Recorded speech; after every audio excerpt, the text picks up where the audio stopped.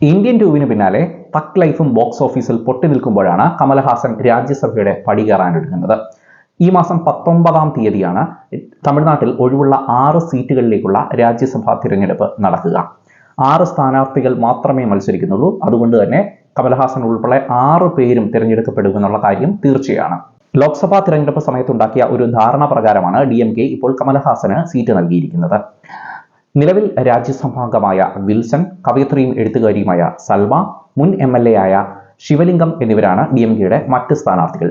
അണ്ണാ DMKയ്ക്ക് വേണ്ടി മത്സരിക്കുന്നത് മുൻ MLAമാരായ ഇൻപദുരൈ, ധനപാൽ എന്നിവരാണ്. യുക്തിവാദിയായ കമലഹാസൻ ശാസ്ത്രത്തിനും മാനുഷിക മൂല്യങ്ങൾക്കുമൊക്കെയാണ് പ്രാധാന്യം കൽപ്പിക്കുന്നത്.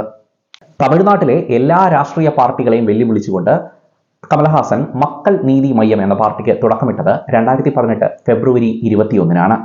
ഒരു നിയമസഭാ തിരഞ്ഞെടുപ്പും ഒരു ലോക്സഭാ തിരഞ്ഞെടുപ്പും പാർട്ടി നേരിട്ടു. നേട്ടം വട്ടപൂജ്യം.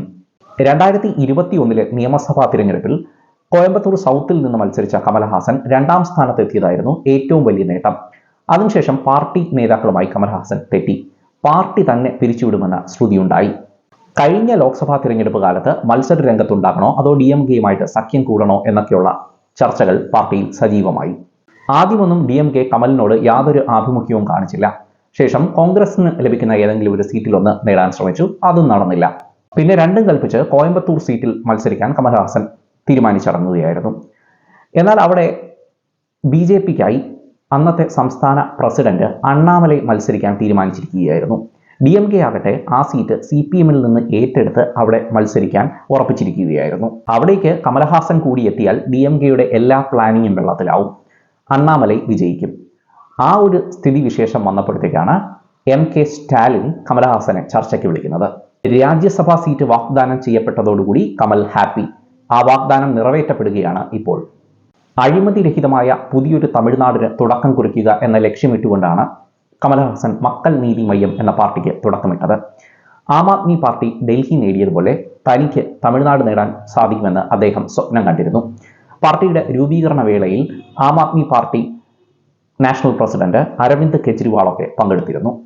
BJP വിരുദ്ധ രാഷ്ട്രീയമായിരുന്നു കമലിൻ്റേത്. എന്നാൽ ആദ്യ നാളുകളിൽ സ്റ്റാലിൻ ഉൾപ്പെടെ സകല നേതാക്കളെയും കമൽഹാസൻ വിമർശിച്ചിരുന്നു. പാർട്ടി രൂപീകരിച്ച ശേഷം ഗ്രാമസഭകളിലൂടെ ജനങ്ങളിലേക്ക് ഇറങ്ങിച്ചെല്ലുന്ന ഒരു പരിപാടിക്ക് കമലഹാസൻ തുടക്കം കുറിച്ചിരുന്നു.